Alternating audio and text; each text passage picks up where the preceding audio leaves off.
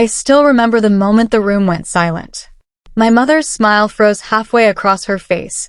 My brother suddenly couldn't look at me anymore, and my sister's husband stared at me like he'd just solved a puzzle no one else in the room understood.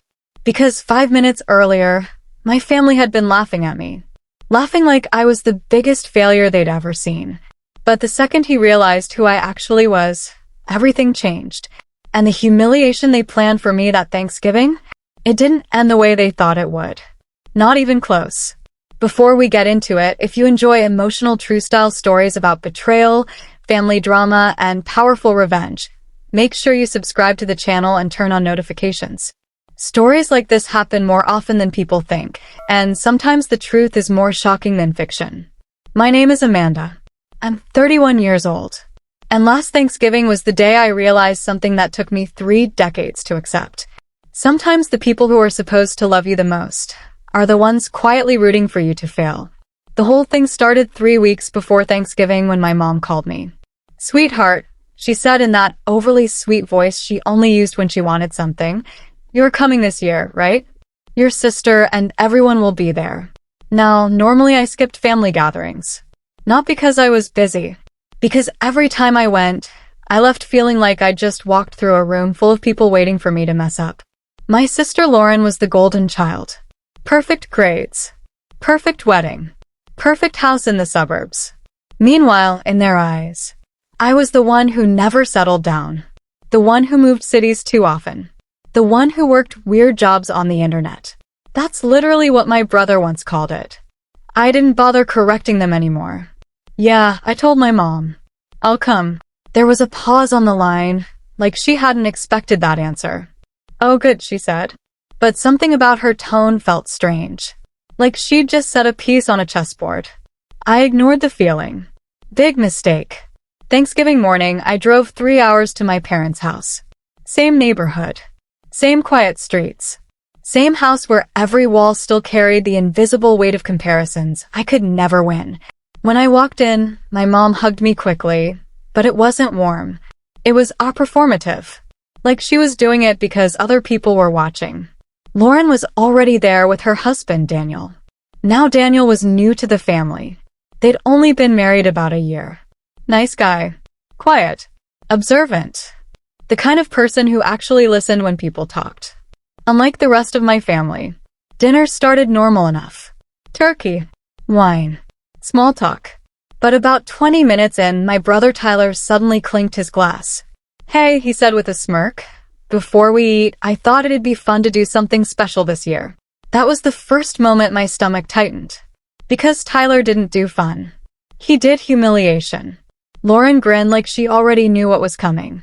My mom looked down at her plate. And that's when Tyler pulled out a folder. A literal folder.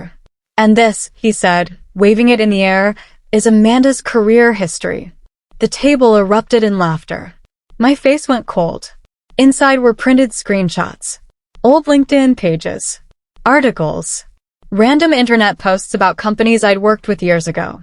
Jobs I'd never even told my parents about. "How many times have you changed careers now?" Tyler asked loudly. 5? 6. Lauren laughed. "I think we stopped counting." "And this one," Tyler continued, flipping a page, "says she started some online consulting thing. That lasted, 3 months. More laughter. My chest felt tight. Not because they were wrong, but because they thought they knew the whole story. I looked at my mom. She still wouldn't meet my eyes. And that's when Tyler delivered the final blow. "So Amanda," he said, leaning back with a smug smile, "be honest with us. When are you finally going to get a real job?" The room burst out laughing again. Everyone except one person. Daniel. Lauren's husband had gone completely still. His eyes moved from the papers in Tyler's hand to me, and then back again. And slowly his expression changed. Not amused. Not confused. Recognizing. Like he had just realized something the rest of the table was too blind to see. And when he finally spoke, the entire room went silent. Daniel leaned forward slowly, his eyes still fixed on the papers in Tyler's hand. "Wait," he said quietly. The laughter around the table faded, but Tyler still had that smug grin on his face. "What?" Tyler said. "You want to see more?" There's a whole section about her startup attempts. Daniel didn't laugh. He didn't even smile. Instead, he stood up, reached across the table, and gently took one of the printed pages from Tyler's hand. He studied it for a moment. Then he looked at me, and the expression on his face wasn't pity. It was respect. "Tyler," he said slowly, "do you even know what company this article is about?" Tyler shrugged. "Some failed tech thing she worked on years ago." Daniel blinked once, like he couldn't believe what he was hearing. "That's not a failed tech thing," he said. "That's the company my firm invested in last year." The table went quiet, like someone had sucked all the air out of the room. Lauren frowned. "What are you talking about?" Daniel turned the paper so everyone could see the headline. "Phoenix Strategy Group," he read out loud. Then he looked directly at me. "Amanda, you were the founder?" My brother let out a small laugh. "Founder? Yeah, right." But Daniel didn't look away from me. I felt every pair of eyes at the table suddenly shift in my direction. And for the first time all night, I wasn't shrinking in my chair. I was calm. "Yeah," I said quietly. "I founded it."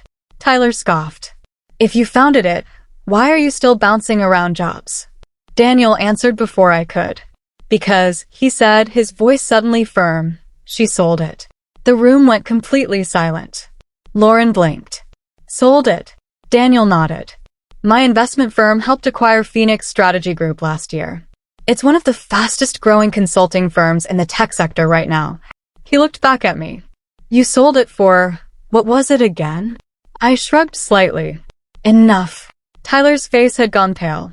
"How much?" he asked. I took a sip of my water. 24 million. The sound of my fork touching the plate echoed in the silence. No one laughed this time. My mother's mouth opened slightly. Lauren looked like someone had pulled the floor out from under her. And Tyler. Tyler looked like he wanted to disappear into the chair. But the articles say the company struggled in the beginning," he muttered. "Yeah," I said calmly. "It did." I leaned back in my chair and looked around the table. At the same people who had spent years treating me like the family disappointment. "You know what struggling looks like?" I said quietly. "It looks like working 18 hours a day while everyone tells you you're wasting your life." No one spoke. "It looks like building something from nothing while your own family laughs at you for trying." My mom's eyes dropped to the table. Lauren stared at her plate. Tyler didn't say a word. And Daniel just sat there, watching me with quiet admiration.